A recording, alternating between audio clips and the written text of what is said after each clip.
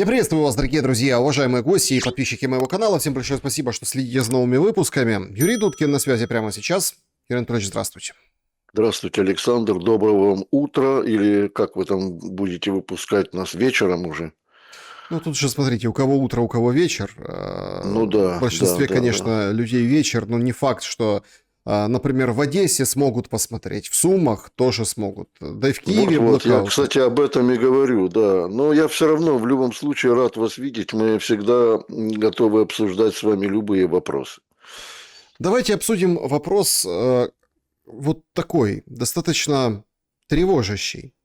Значит, у нас есть центральная магистральная линия, которую пытаются тянуть, пыхтят, но двигают американцы. Как вот это раньше была такая история, когда был голод, да, и люди тянулись в районы Донбасса со всех, как бы, из запада, из востока, в общем, было тяжело везде. Почему? Потому что там за пайку хлеба перли руками вот эту вагонетку с углем и людей кормили.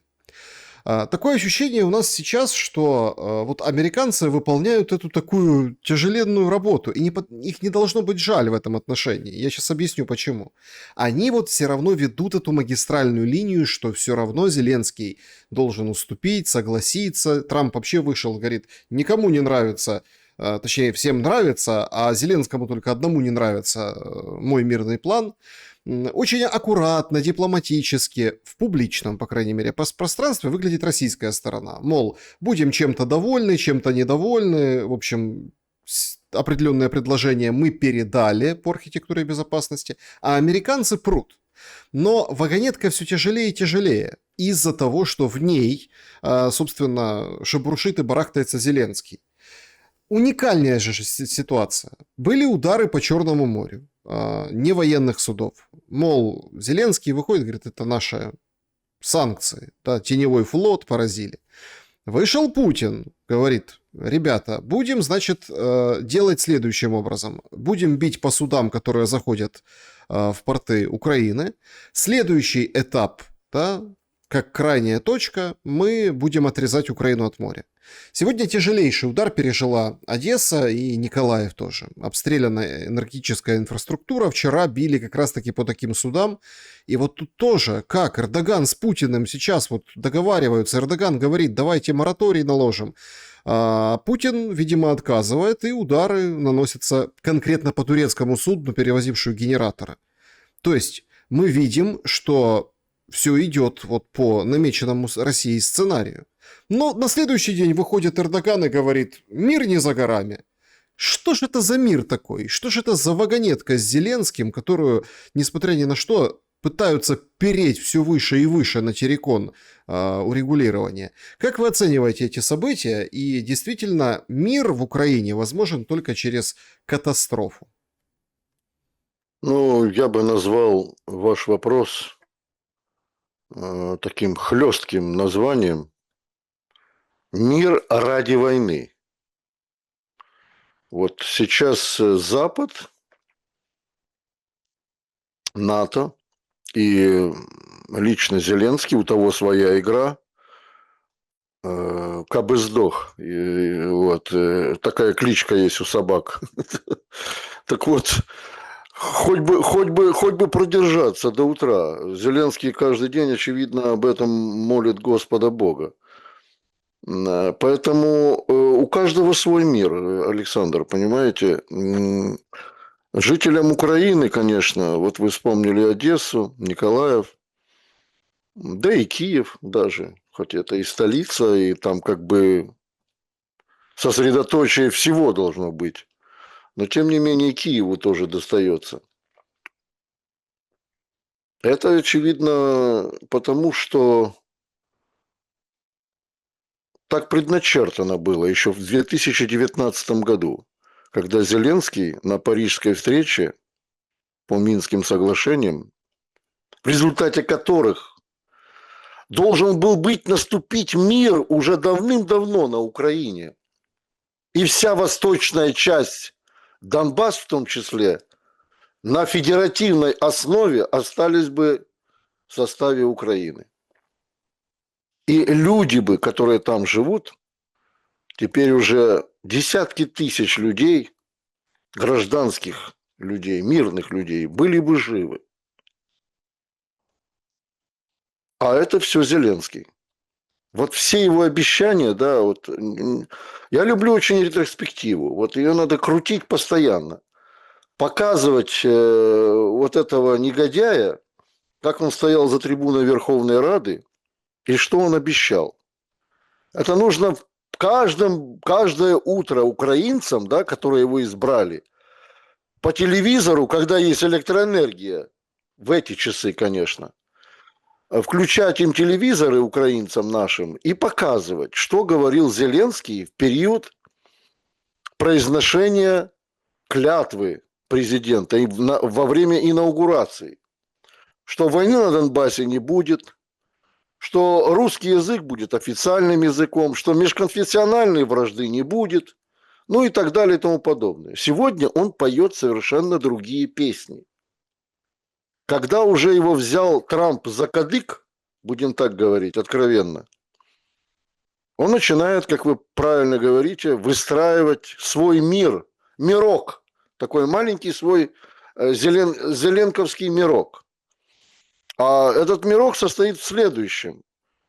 Ну, мало, видимо, карманы уже набиты, но, видимо, мало того, что он набил в этих карманах. Ну и плюс ко всему, я скажу вам откровенно, внутри страны зреет очень нехорошие тенденции зреют. Нацисты, националисты, как хотите их называйте, они категорически против на любые сделки Трампа с Зеленским. Категорически. Ни при каких условиях. То есть, ну, от слова вообще. Там даже никакой, после запятой, никакого слова «но» или «але» на украинском не может быть. Нацисты говорят, по-прежнему, украинские нацисты, с потерей Донбасса, который, кстати, ну, будем говорить откровенно, что уж там, завоеван Российской Федерацией потом и кровью, и сегодня входит Донбасс в состав Российской Федерации, согласно Конституции Российской Федерации, Зеленский пытается маневрировать и говорит, давайте по Донбассу проведем референдум. Слышишь, ты, чучело, вот иных слов не нахожу. Какой референдум? Ты в референдум будешь привлекать и жителей Донбасса тоже? Ну, это, кстати, такой вопрос, который, видите, как никто не задает. Референдум среди кого? Но он же брошен. Среди тех, Александр, он брошен. Опять-таки, тут же важно понимать. Мы проводим референдум на территории, которая или мы видим, что СВО не останавливает Путин, наоборот, выходит и говорит, согласно планам мы задач продолжаем. И все так, опа, и сели. В смысле? Тут мирные планы, тут демилитаризованная зона рассматривается или не рассматривается. Свободная экономическая, даже Трампу журналисты задают насчет Донбасса. Он уходит от ответа, говорит, не время пока об этом говорить, но я считаю, что это, в общем, все будет хорошо. Наша задача остановить войну, чтобы 25 тысяч жизней месяц не забирала война. И тут действительно происходит подмена. Окей, референдум среди кого? На территории только Украины, вот то, что сейчас под украинским флагом имеется в виду, или с привлечением, например, жителей, которые живут сейчас уже под российским флагом на другой стороне. Донбасс — это что имеется в виду? Или только те, кто остался в Краматорске и Славянске? Понятное дело, от того, кто будет принимать участие, будут зависеть и результаты. И тут очень такая специфическая игра, прям такая важная. Игра то, чтобы заболтать вот этот процесс. Заболтать и оттянуть время, как можно больше времени оттянуть. Ведь референдум нужно готовить. Это же не так вот пришел, снял телефонную трубку, на старт, внимание, марш. Такого не бывает референдума. Ну, с другой стороны, подождите, в 2014 году быстро все провели, помните? Там не было по поводу создания республик, о том, что они вступали. Это все манипуляция. Это подразумевалось кем-то, кем-то не подразумевалось. На бумаге в 2014 году не было, что ЛНР и ДНР Значит, в Александр, Россию. Но в его сделали референдум, очень быстро. Распечатали на ксероксе ну, очень это бюллетени. как, вот, очень, это как по-вашему? 1,5 месяца и был референдум. Вот. А Да. где у Украины есть запас времени в 1,5 месяца? Нет, конечно. Но он есть у Зеленского. И он хочет этих 1,5 месяца. Вот поэтому он замутил эту бодягу с этим референдумом, понимаете? Я вот о чем говорю. Любое мероприятие, а тем более выборы, уже о выборах вообще я молчу, а референдум тоже надо готовить. А как же? И причем, что интересно, ну как, вот, я вообще я не понимаю, нет в истории, в международном праве такого, чтобы часть страны, которая находится, вернее, часть людей, которые находятся, граждан страны, внутри страны, участвовали в референдуме, а та часть, которая за границей, а это миллионы граждан, миллионы, она не участвовала. Так это что за референдум такой? Это не референдум. Это всего-навсего какая-то заказуха. Она нужна Зеленскому. Ну, потом я скажу так. Есть еще такой, знаете, джокер у Зеленского в кармане. Даже если, хотя я в этом очень сомневаюсь, на 99,99%, что этот референдум состоится. Вряд ли. Но даже если он состоится, у Зеленского есть джокер, Верховная Рада карманная. Она может своим решением, подавляющим большинством, отменить результаты референдума как незаконный. Вот и все. Понимаете? И опять оттяжка по времени, продление полномочий, так называемых, Зеленского, и делай, что хочешь. Но я скажу так, что поскольку господин Трамп замутил всю эту бодягу с этим миром, перемирием, да, конечно, для проведения референдума нужно перемирие. Вот, кстати, еще одна уловка Зеленского, по которой он может договориться с европейцами вот этими, друзьями, о том, чтобы они его подкачали немножечко и финансово, и силой, оружием. Но что интересно, да, вот мне интересна реакция Трампа. В ближайшем окружении Трампа задают этим лицам вопрос. Вы можете сказать, что какие действия, какие шаги предпримет президент США, если действительно Зеленский не пойдет на подписание долгосрочного мира на Украине, в чем, собственно, и стояла задача самого Трампа. Его, скажем так, соратники отвечают, что в этом в этом весь и смысл, что Трамп непредсказуем. Неизвестно, как он поведет себя. И я здесь уже еще раз повторюсь, наверное, переживаю очень за жизнь Зеленского. Потому как Трамп Трампом, но все-таки как бы там Кир Стармер не своевольничал в Лондоне, да, он все-таки прислушивается к Вашингтону. И если Вашингтон и Лондон значит, начнут какую-то особую операцию против Зеленского, ну все, ребята, сливайте воду. Здесь уже, как говорится, никакие уговоры, никакие уловки не пройдут. Вот. А то, что в будущем Украину ждет раздел, вот вы, кстати, упомянули о голоде. Я бы хотел эту тему немножечко поднять. Вот сейчас, да, Украина испытывает колоссальные, так сказать, потребности в энергоресурсах. Известно почему. Действительно, сегодня в Одессе полный, как говорится, blackout, полный. То есть не то, что там отдельные районы какие-то отключены от света. Вся Одесса отключена от электроэнергии. Почему Украину так долго выбивают в энергосистеме и никак не могут выбить? Это все, кстати, результаты советского строительства на Украине, в Украинской ССР. Украина покрыта такой сетью энергетики, что даже при какой-то образовавшейся дыре или нескольких даже дыр, эти дыры можно обходить. То есть это очень эффективная система, такая целая сеть. Вот если представить карту, да, Украины и наложить на нее какую-то сетку такую, рыболовную такую сеть, вот это приблизительно так выглядит энергосистема Украины. Ее очень трудно повредить в целом. И, ну, наверное, нужно просто стереть с лица земли для того, чтобы полностью обесточить Украину. Это невозможно, в принципе, сделать. Но наносить локальные удары и обесточивать отдельные предприятия, регионы и так далее вполне возможно, что, собственно, и делает Украина, Россия. Так вот, я коснусь того, что боюсь как бы, вот, не дай бог, конечно, чтобы мои слова не оказались, так сказать, пророческими, но я в связи с тем, что затягивается вопрос вообще какого-либо перемирия, переговоров, мира и так далее и тому подобное, а, как вы правильно заметили, СВО развивается и планируется, как бы в дальнейшем вообще голода как такового не было в Украине, понимаете? Моя бабушка пережила оба голода на Украине.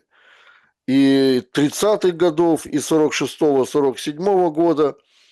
Это не было связано с, скажем, какими-то ошибками советского руководства, как это пытаются представить, или умышленными действиями советского руководства. Это все внешние факторы. Ну, понятно, почему я сейчас на них останавливаться не буду.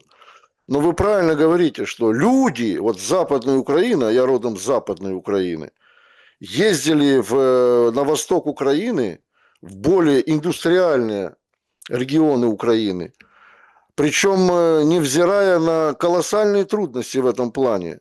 Ну, моя бабушка до Донбасса не доезжала, конечно, но она ездила сюда, конечно, на восток, ближе к Киеву, где-то там брала какие-то 3 мешка яблок, вот это она мне четко рассказывала, как она для того, чтобы прокормить 2 детей малолетних, в том числе мою маму, маленькую еще, чтобы привезти туда, на запад Украины, продать эти яблоки и получить за это какую-то горбушку хлеба.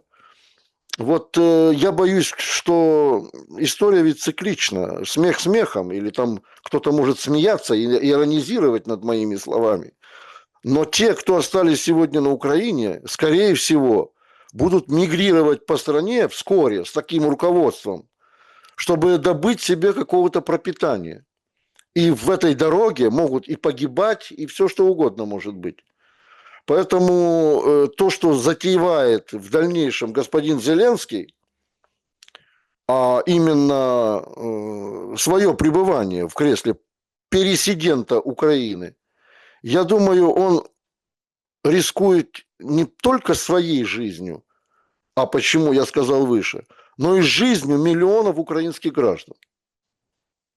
Юрий Анатольевич, исходя из того, что мы видим на фронте, ну, смотрите, как все хорошо. Контроперация в Купянске. Зеленский сразу мчится туда, фотографируется на фоне Стеллы. Много критики в интернете по этому поводу. Причем, смотрите, я заметил, вот так, ну, я, конечно, не одинок, но в основном это очень непопулярная точка зрения. И смотрите, ее даже никто не подхватывает. То есть про офисные всякие там паблики, аналитики, люди говорят, какой он смелый, какой он потужный. В общем, насколько это просто что-то необыкновенное. Да? Там другие говорят, это все фейк, монтаж, консерва, записано заранее. То есть одни плюсуют очень сильно, другие очень сильно минусуют. Здраво на это никто не смотрит. Значит, из здравого. Так а какой был резон? В чем такая была необходимость?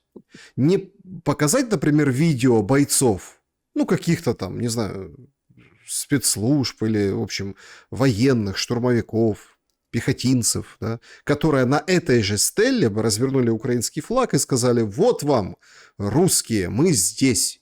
А нужно было лично самому ехать, потому что многие говорят, слушайте, опять, получается, работает эта история. Вот вы говорите об угрозе жизни Зеленскому. Так он ей особо не дорожит. Да и российская армия как-то сильно по нем не стреляет. Да, видео было быстро записано, там 38 секунд, громыхало что-то на фоне, но тем не менее, как бы галочку поставили, да, очки заработали. Но резон этого в своей этой 38-секундной речи он говорит, что это очень нужно типа для переговоров. Укрепляем позицию на фронте для того, чтобы укрепить ее в дипломатии. Как вы оцениваете такую мотивацию, которую мы официально услышали? Вы знаете, Саша, он боится за свою жизнь не от своих врагов, в противоположном, так сказать, направлении фронта. Он боится за свою жизнь от своих ее потерять. От своих. Свои его могут прикончить при таком, так сказать, поведении. И вы правильно, кстати, заметили. Я тоже, кстати, это вот заметил. Вы сняли у меня с языка просто. Но поехал бы действительно в какое-то подразделение. Значит, обнял бы там этих солдат своих, поблагодарил бы их. Как это делает, кстати, Ким Чен Ын. Он это делает, кстати, не показушно. Вы посмотрите реакцию народа корейского. Это же просто такие действительно эйфория от своего вождя. Я говорю это без единой доли иронии. Вчера, например, вернулся контингент, да, войск, саперов, той пятитысячной массы саперов, которые присутствовали в Курской области при разминировании этого региона, Курского приграничья. Многие вернулись без ног. Это понятно почему, потому что не все мины можно обезвредить. И, как говорится, сапер всегда ошибается только один раз. Действительно, может быть, были какие-то допущенные ошибки, солдаты были ранены, лишились конечностей. Но как встречает их лидер нации? Вы посмотрите. Почему в Украине не было никогда, вот на Майдане понаставили там этих флажков траурных и так далее и тому подобное, фиксируя, сколько погибло украинских солдат. Но почему вы на том же Майдане, ну в целях даже пиар-акции, не можете провести нечто подобное? Значит, чествовать хотя бы тех солдат, инвалидов, которые, кстати, до сих пор не получили еще многие, подавляющее большинство, не получили компенсации за свое здоровье. Почему таким образом не работает украинская пропаганда? Пропаганда, я еще раз говорю, это очень хорошее слово, это не ругательное слово. Если оно во благо государству, это хорошее слово. Но Зеленский выставляет себя. Вы посмотрите, что он творит. То есть где-то там на далеком-далеком таком размытом фоне могут быть украинские солдаты, а он стоит у этой стелы, да, выпячивая себя в этом каком-то куцом идиотском бронежилетике. Наверное, бракованном. Потому что настоящий бронежилет очень тяжелый. Коротышка не потянет его. Вот тот, который купил этот самый министр обороны, да, у Миндича. Вот эти, наверное, бронежилеты он сейчас использует для фото-видеосъемок. Конечно, вы совершенно правы, что возмущению нет предела.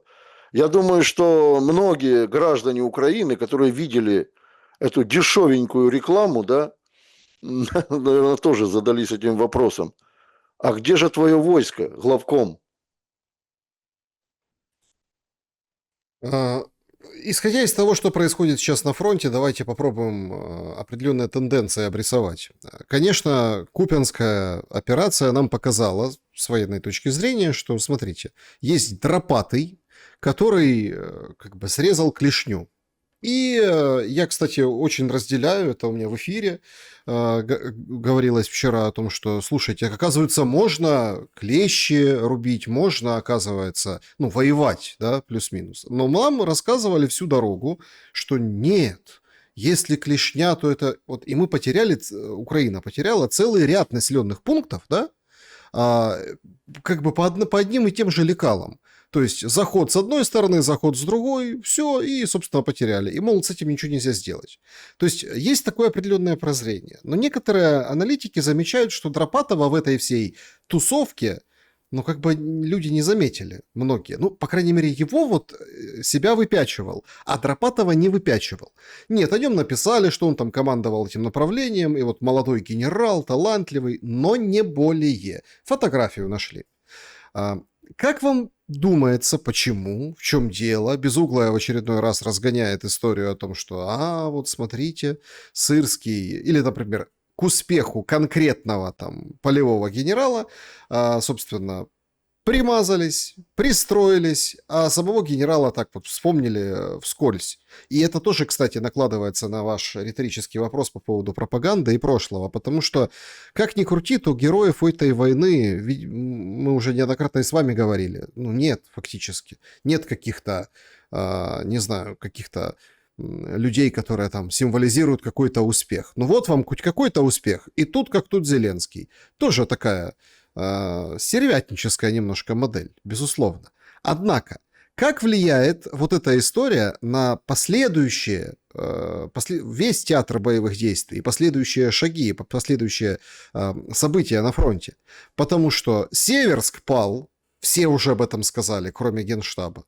В Покровске, который так на выходных тиражировался Сырский, везде его просто, что он и с солдатами спит, в плане там в блиндажах, да, вот это вот. Он прям отец родной, и бережет украинская армия людей, поэтому там отступает, и такое медленное продвижение у россиян.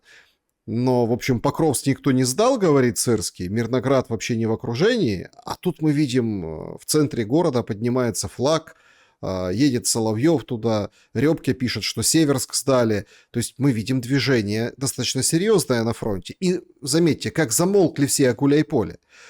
Как вот эта история с военной точки зрения в Купянске повлияет на остальные очень яркие театры вот этих боевых действий? Ну, за последние 2 недели России освобождено 4 крупных центра. Вы уже их назвали. Гуляйполе на очереди. Димитров на очереди. Сегодня в Димитрове идут ожесточеннейшие бои, и шансов выйти было несколько прорывов. Как вы говорите, пытаются клешни обрубить. Но что-то от этого отрубания никаких-то нет никаких эффектов, никаких, так сказать, реальных шагов. Да, действительно, есть еще, так сказать, я абсолютно трезво рассуждаю, что Украина обладает на сегодняшний день еще какими-то усилиями по сопротивлению. Да, она обладает. Вот. И, скажем так, теми подразделениями российской армии, а Россия воюет 1% от общего количества населения России. Для сравнения, в годы Великой Отечественной войны 26% воевало советских людей от общего количества населения Советского Союза. Россия сегодня воюет 1%. То есть эту войну можно вести бесконечно. Ну, конечно, бесконечно она не будет вестись, это понятно. Но у Украины таких шансов и таких возможностей нет. Люди-то заканчиваются. А те, которые остались, фанатично верящие в то, что они освобождают свою землю, она уже не их земля. Это ж мы уже 100 раз мололи-перемололи эту тему. Что земля украинская уже давным-давно западная земля, американская, британская и так далее и тому подобное. Она уже продана. У Свириденко спросите, своего премьер-министра, как она продала украинскую землю вместе с недрами украинскими. Так вот, я поражаюсь действительно, в который раз говорю, что Зеленский мало того, что он не выращивает своих командармов, но будучи, так сказать, хотя бы таким как Путин, хотя, конечно, он таким не будет. Там посмотрите, как четко идет повышение и в званиях, и в должностях военнослужащих высшего ранга за их выдающиеся успехи перед государством. Это же не просто так повесил звезду на погоны. У украинской армии погон-то даже нет. На пузе вот это висит блямба. По польському робили форму украинскую. Даже своей формы. Своя была, но ее Порошенко уничтожил. Вот. Все на западный манер переиначил. Ну, бог с ним. Так вот, Зеленский не озадачен тем, кто будет... Я абсолютно здесь согласен с Безуглой. Хотя она не мой друг и не сестра. Что Сырский – это не главком. Он понятия не имеет о вообще стратегическом управлении войсками. О стратегическом планировании.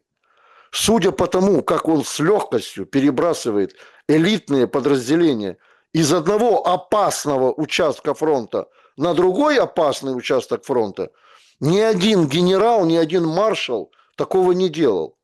Потому что оба направления опасны. Если ты перебрасываешь подразделение, это ежу понятно, это не нужно Академию Генерального штаба заканчивать. Оголяешь один участок фронта, перебрасывая на другой, они будут разбиты и там, и там.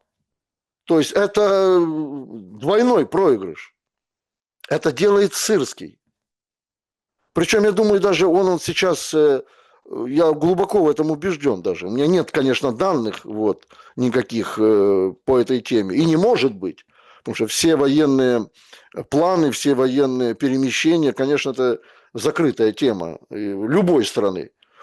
Но то, как он действует, да, действительно граничит с тем, что человек не на своем месте. Он случайный там человек в этом верховном главном командовании вооруженных сил Украины.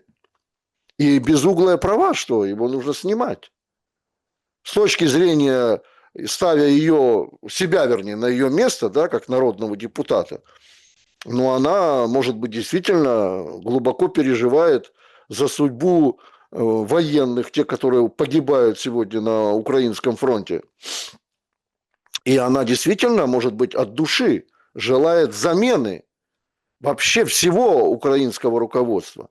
Но ведь главное это не в этом. Вот опять же, возвращаемся все на круги своя. Сколько, как говорят в борделе, не переставляй кровати, а от этого назначение его не изменится. У Украины нет ресурсов для войны. У Украины нет экономической базы. Она живет давным-давно в долг. А если не в долг, то в роли поберушки. Ну какой смысл, так сказать? Это, кстати, касается темы вот действительно мира, долгосрочного мира, о котором сегодня говорят все прогрессивные силы на Украине. Что давным-давно пора уже, как говорится, сесть за стол и сдаться при таком раскладе, чтобы сохранить жизни своих граждан. Ну сколько можно уже? 4-й год вы пытаетесь изображать войну с Россией. Вы же ее изображаете, вы с ней не воюете. А вот эти все мелкие уколы, да, в виде нападения на танкеры с помощью Sea Baby британских, вы же дождетесь, как я уже и ранее говорил об этом, Украину отрежут от моря. Она будет сухопутной державой. То есть не будет у Украины никаких морских портов, городов и так далее. Вы доиграетесь. Ну, вы видите, это же история такая достаточно длинная, достаточно неочевидная, силы, средств, как бы, это не завтра же отрежут. Поэтому можно еще и как бы, пускай режут. Ну да, да, да.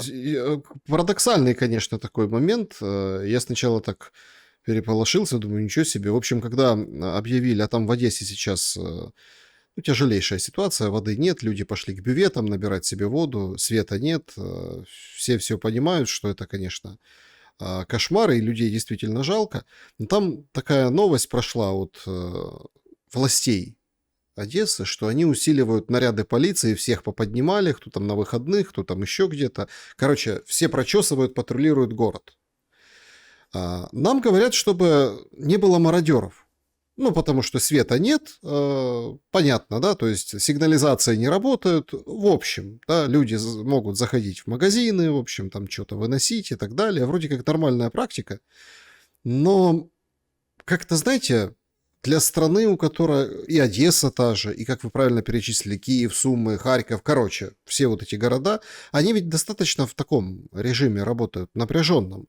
Но как-то тема мародерства тут не поднималась, а тут поднялась. Или нам что-то пытаются спрятать за это мародерство. Вот смотрите, такие какие-то странные позывы на этой неделе, и все их отмели, и в Молдове отмели, но они же зачем-то делаются, что там что-то Россия готовит в Приднестровье. Ну вот что-то готовит. ГУР выдали. И говорят, да, это вот Буданов типа хлеб там свой, ну, в общем, отрабатывает, да, это он там, эта информация просто так. А тут видим какие-то усиленные патрули.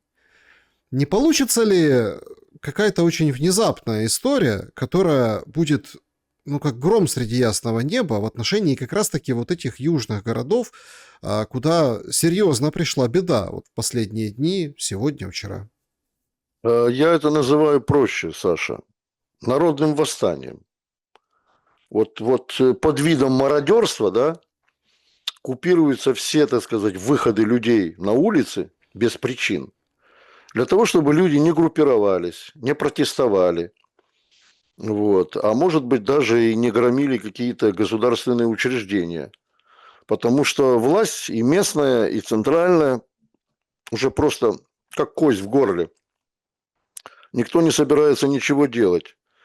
Кстати, Свириденко, премьер-министр Украины, опять же, не защищаю ее, но она сейчас выдала распоряжение о том, чтобы местные органы власти, те, которые находятся в каком-то хотя бы приграничии, я подчеркну, даже с Белоруссией, принимали решения для жизнеобеспечения своих регионов самостоятельно, контактируя с приграничными государствами. Это есть такое распоряжение премьер-министра Украины. То есть на западе Украины понятно с кем, юг тоже понятно, и самое интересное это север Украины тоже. Как они там будут. Хотя, кстати, Александр Григорьевич Лукашенко, президент Белоруссии, он всегда говорил, и говорит до сих пор, я помогу украинцам всем, чем смогу. Но если только, опять же, какой-нибудь там Буданов или Малюк не заподозрят какого-то местного руководителя, да, в государственной измене за такое самоволие и распоряжение премьер-министра, и не отдадут этих людей под суд. Такое тоже может быть. Но что касается, опять же, вы намекнули тогда о том, что могут быть случаи мародерства, но это всегда было и есть в оккупированных или там, скажем, городах или города, которые находятся под блокадой. А вы что думаете, в блокадном Ленинграде не было мародерства? Да сплошь и рядом. Сплошь и рядом. Об этом уже историки выдающиеся говорят. Такие, как Евгений Спицын, Юрий Жуков. Они сейчас довольно откровенно пишут о том, как героически отстаивали город на Неве, и что были разные случаи. Вот. И были случаи каннибализма, это тоже было. Блокада есть блокада. Блокада – это вещь страшная. Вот. Поэтому я думаю, что до блокады Одессы пока еще не дошло. Вот. И не дай бог, конечно. Но, тем не менее, украинские власти боятся не внешнего, так сказать, врага, как и Зеленский сам. Они боятся, что люди, наконец-то, взорвутся. Их терпение закончится. Вот в чем вопрос. Ну, по поводу людей, вы знаете, такое достаточно страшное, наверное, заявление. Командующий сухопутными войсками, есть такой Шаповалов, он делает заявление. Ну, вчера у них праздник был, поэтому вчера и Купянск, собственно, был, подсветили. Вот тоже парадокс, понимаете? Все говорят, что вот Россия, она там воюет под даты, ну, даты, да, какие-то, что-то где-то. А так мы видим, да, вот сухопутные войска, Зеленский приезжает на граждан. Короче, то есть сами громко кричат о том, что кто-то под какие-то даты, ну а Зеленский это все дело выполняет, и это другое, понимаете? То есть конкретно даты под День сухопутных войск, вот это мы все видели, этот перформанс, и он делает заявление Укринформу, что нападения на сотрудников ТЦК наносят не меньший ущерб обороноспособности страны, чем удары по военным на передовой. Представляете?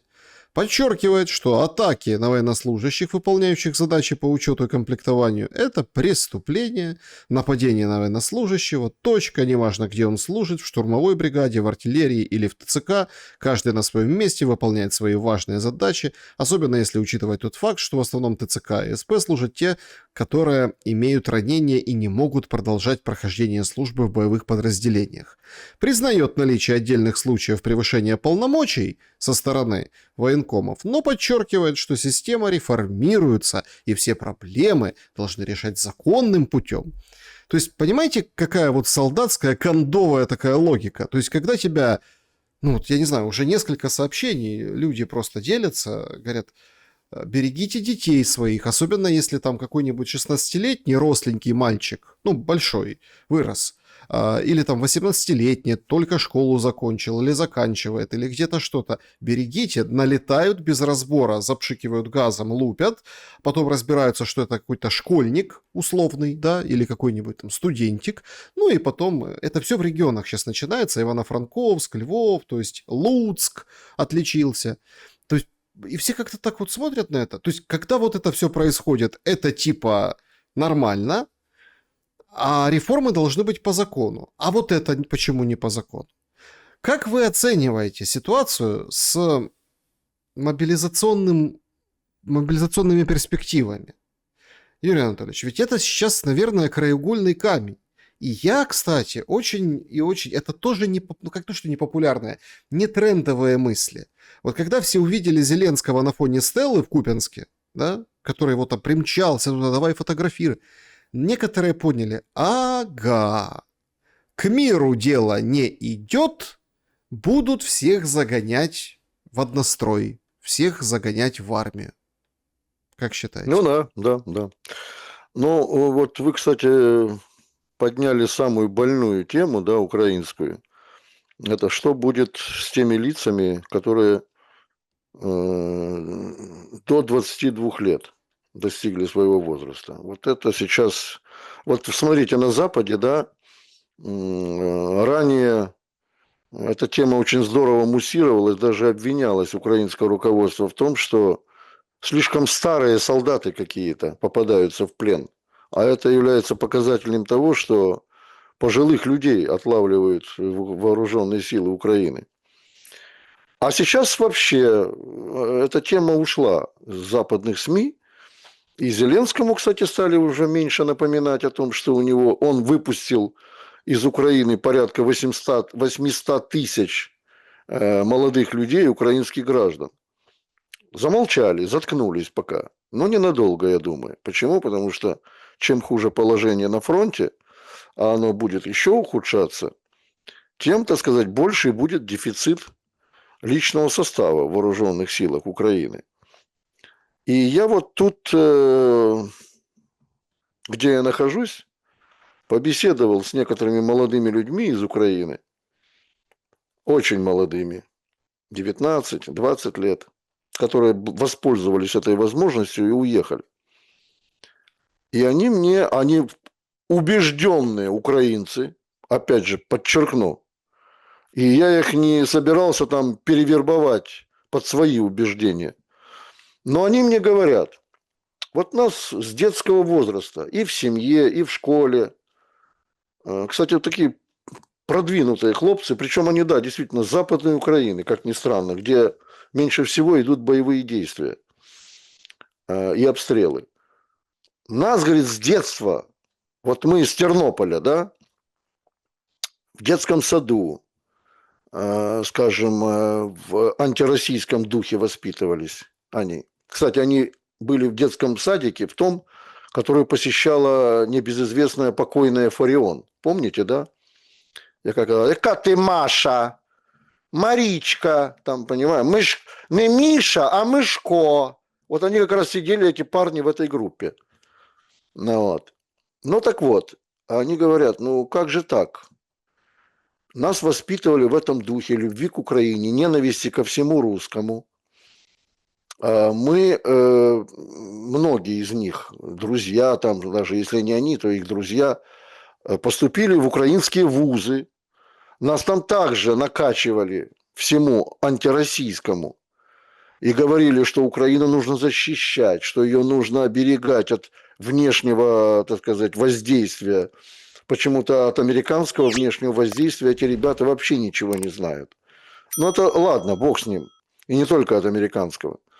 А вот, и на чьи шиши вообще существует сегодня Украина. Но они задают мне вопрос, причем довольно-таки резонный. А зачем же нас внутри государства, как вы правильно сказали, их друзья тоже попадали под эти жернова, нас ловят и нас избивают. За что, говорит, нас избивают? Эти ТЦКшники, ОПГ вот это, созданное Зеленским. И я не знал, что ответить. Ну, конечно, если бы я там развил эту тему, да, я думаю, что я вряд ли бы их переубедил, потому что, ну, опять же говорю, большие мальчики уже, они должны сами соображать. Но я думаю, что раз они задают мне такие вопросы, почему их избивают, убежденнейших проукраинских ребят убивает и избивает их само государство Украина. Я думаю, что они дойдут со временем. Конечно, как говорят, не доходит через голову, дойдет через другое место. Ну, дойдет через другое место и им, как бы не было только поздно. Но на мой вопрос, хорошо, но война-то ведь не вечна, ведь она закончится когда-нибудь. Будете ли вы возвращаться в Украину? Категорическое нет. Ну, просто категорическое. Да мы, говорит, сейчас уже знаем приблизительно, что нам здесь делать. Мы пытаемся изучать язык, хотя изучали там лишь английский в Украине. Но мы сейчас будем изучать и местные языки. Мы будем ассимилироваться. Причем, я еще раз говорю, они хоть и такие с точки зрения идеологической подготовки уже пробитые, да, хлопцы. Вот. Бандера наш герой, в этом смысле даже и спорить не стоит. Но с точки зрения того, как обустроиться в новой жизни, уверяю вас, они такие шустрые. И они говорят, зачем нам эта Украина? Возвращаться на развалины? Вот так они говорят. Причем они употребили слово развалины в контексте не того, что там Украина сейчас бомбит всю инфраструктуру энергетическую, и там нужно будет отстраивать. А они намекнули мне, что развалины, которые осуществило украинское руководство. Сами государственные органы уничтожали свою страну. Ведь это факт. Юрий Анатольевич, тогда какой может быть договоренность? Вот все-таки все же ждут мира. Трамп, и я ему почему-то верю. Не знаю, как вы, поделитесь своим впечатлением. Я думаю, что он, конечно, может, где-то приукрасил процентаж, но мне тоже кажется, что 82% украинцев хотят завершения войны. И там уже с условиями, там уже можно, ну, как бы, и где-то подвинуться или не подвинуться. Да? Сколько бы ни орали, ни кричали об этом Донбассе или о каких-то еще моментах. Там. Ну вот опять-таки 800-тысячная армия. Вот при условии, что война закончилась. Кому? Зачем? То есть все опять видят в этом сигнал и маркер того, что будет у нас милитаризованное общество, то есть демилитаризации Украины не будет, и мы будем долго выходить еще с этой войны, а может быть даже и никогда. Ну, потому что вот эти ребята, которых вы видели и с которыми общались за границей, 18-летние, там же, понимаете, какая история? Они могут быть идеологически насквозь пробиты. Вот, например, Карась, да? Он же, это же нечто. Говорит, значит, Да, украинцы, продукт украинцы, украинского. говорит, вы давайте или воюйте, или размножайтесь. А я сижу такой, ё-моё, слушайте. То есть вот это вот, ну как, это такой... Прогрессив какой, а? Ну так это, понимаете, какая история? Такое ощущение, что там, я не люблю на самом деле, когда сравнивают там с баранами в загоне или с овцами, там некоторые со свиньями, да, в загороде, которые там сидят. У них задача такая — размножаться, ну и выполнять какую-то там функцию, да, вот какой-то там, не знаю, там обороны или чего-то еще. В общем, задача уже как к животным обращается рыба, карась к украинцам, понимаете? Но по большому-то счету, они же не принимают, они могут идеологически принимать, они могут говорить, что там песню про Бандеру петь, но они не видят, себя в этом формате размножаться или воевать. Нет, конечно, размножаться лучше, чем воевать, процесс приятнее, но простите, пожалуйста. Как вы, говорит, относитесь к детям? Ну, так, не очень, но сам процесс... Ну, то есть, понимаете, ну там есть у людей просто планы какие-то на жизнь, которые просто перечеркнули и выбросили в топку вот этой войны власть Зеленского. Как можно договориться, имея, ну, существенный гандикап людей, которые действительно живут в нечеловеческих условиях, пытаются как бы успеть зарядить там свои аккумуляторы, пауэрбанки где-то куда-то там, где-то что-то. Некоторые люди, это, кстати, парадоксальная история, и с вами поделюсь. В те времена, когда мы, помните, были на украинском телевидении, с вами были в эфирах, в студиях вот этих всех, украинские пенсионеры ходили в ЖЭКи и поликлиники. Но не потому, что их что-то беспокоило или нужно что-то там было решить, а потому, что там тепло, а у Да, них да, холодно. да. И вот мы сейчас наблюдаем просто апогей этой истории. Конечно, тяжелейшая ситуация, но люди хотят мира. Каким он может быть? Как вы думаете? Большой вопрос очень задали. Ну, постараюсь ответить. Вначале вы упомянули вот об этой какой-то неуемной рождаемости, которую пропагандируют некоторые ультранацисты, неонацисты. А я вспомнил как раз блестящий фильм «Мертвый сезон» с Донатасом Банионисом. Когда суть такая короткая фильма, немцы придумали в годы войны, разрабатывали газ RH, капля которого, десятитысячная доля введения в человеческий организм превращала человека, любого человека, в животное. И вот там есть такой, беспрекословно, кстати, выполняющий любые приказы. И вот в этом фильме есть этот герой, да, доктор Хасс, который очень легко оправдывает подобные разработки фашистской Германии. Он говорит, ну представьте себе, люди живут как в улье. Человек пекарь, человек токарь, человек пастух. Но ему никогда, говорит, не придет в голову стать профессором. Он получает свой ежедневно бобовый суп, а если он хорошо работает, вечером женщину. И он доволен это. Ну, говорит, не возникает же у вола комплекс неполноценности от того, что он вол. То же самое и с людьми. Украина сделала с людьми. То же самое. Вкрапливая в мозги вот эту националистическую, нацистскую заразу, да, о превосходстве украинской нации, украинского языка, ну и так далее. Они превратили, действительно, как этот карась, людей в животных, которые думают только лишь о размножении, но никоим образом не о том, как усовершенствовать свой мир, внутренний мир, мир своего государства, многонационального государства. Ну и теперь, что касается самого мира. Вы знаете, наверное, нельзя восстановить дом, в котором сгнил весь фундамент. Все полы прогнили, все сгнило, а крыша как бы есть. Дом нужно сносить. Это мое глубокое убеждение. И сносить его должны те, кто живет в этом доме.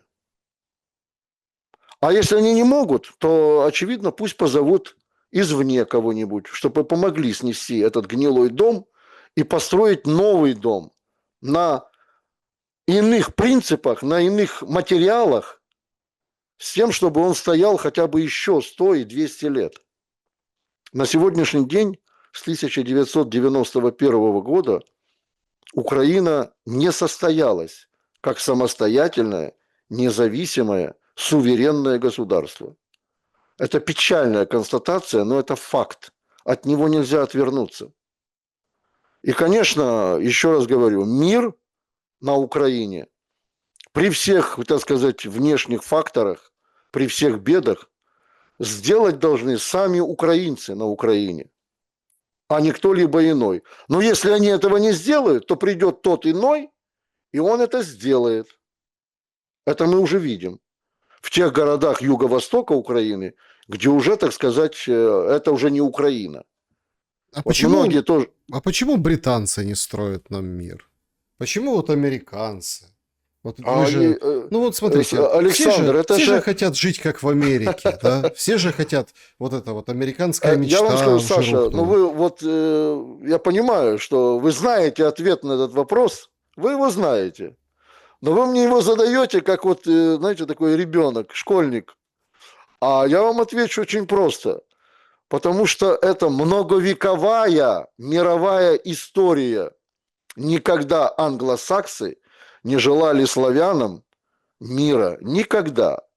Вот возьмите любой исторический факт, любой исторический период в любом веке. Англосаксы всегда вели подрывную, нападническую деятельность на славянский мир. Причем славянский мир я беру в огромном количестве. Это и культура, и религия, и так далее, и так далее. Об этом можно говорить бесконечно. Но англосаксы нам не друзья. Вот мой краткий ответ. И никогда ими не будут. Мало того, с ними можно справиться лишь только грубой силой. Никакой малой силой, тихой силой это не поможет. Вот когда они чувствуют, что на них воздействует грубой силой, они начинают задумываться, а как бы самосохраниться, как это сделали, кстати, сегодня Соединенные Штаты. Они же откровенно говорят, я имею в виду не рядовых граждан, там все понятно с рядовыми американцами, а в высших эшелонах власти, в Госдепартаменте, в Сенате, в Конгрессе, они не хотят воевать с Россией.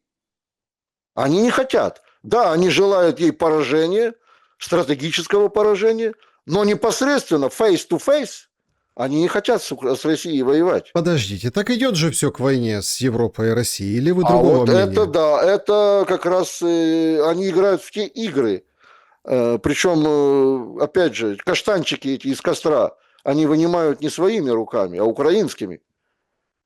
Вот к чему все это ведет, понимаете? Поэтому, еще раз повторяю, мир на Украине должен наступить тогда, когда украинцы этого захотят. И когда наступит тот момент, когда наконец-то им дадут право избирать, включите голову, а не избирайте на концертах клоунов. Приходите домой, садитесь, раскладывайте пасьянс из портретов кандидатов и начинайте анализировать, что сделал этот, на что способен тот, на что пойдет третье лицо и так далее. И начинайте анализировать эти поступки. тех политиков, которые будут избираться на Украине. Ну, выборы, конечно, будут, но не сейчас и не завтра. Зеленского выберут во второй раз. Нет, Вы прям уверены в этом? 100%. Но подлог с его стороны гарантирован. Меня интересует другой вопрос. Вот даже если его выберут, хотя сейчас об этом даже и речи не идет, кто признает его законно избранным президентом? Вот это меня больше интересует. Причем как со стороны Запада, ну, с российской стороны понятно, что 100% эти выборы признают недействительными. Но кто признает его на Западе? Вот это большой вопрос. И очень интересный. Да, друзья, всем большое спасибо за то, что посмотрели наш сегодняшний выпуск. Подпишитесь на Юрия Духина в Телеграм. Ссылка, как всегда, в описании. Юрий Анатольевич, спасибо за время и мысли. И вам спасибо, Александр. Всегда интересно с вами беседовать. Благодарю, друзья. Напишите в комментариях, что вам конкретно было интересно, а где добавить. Юрий Анатольевич читает комментарии, мы читаем комментарии вместе. В общем, давайте общаться. Самое главное, берегите себя и друг друга. Добра и света. Пока.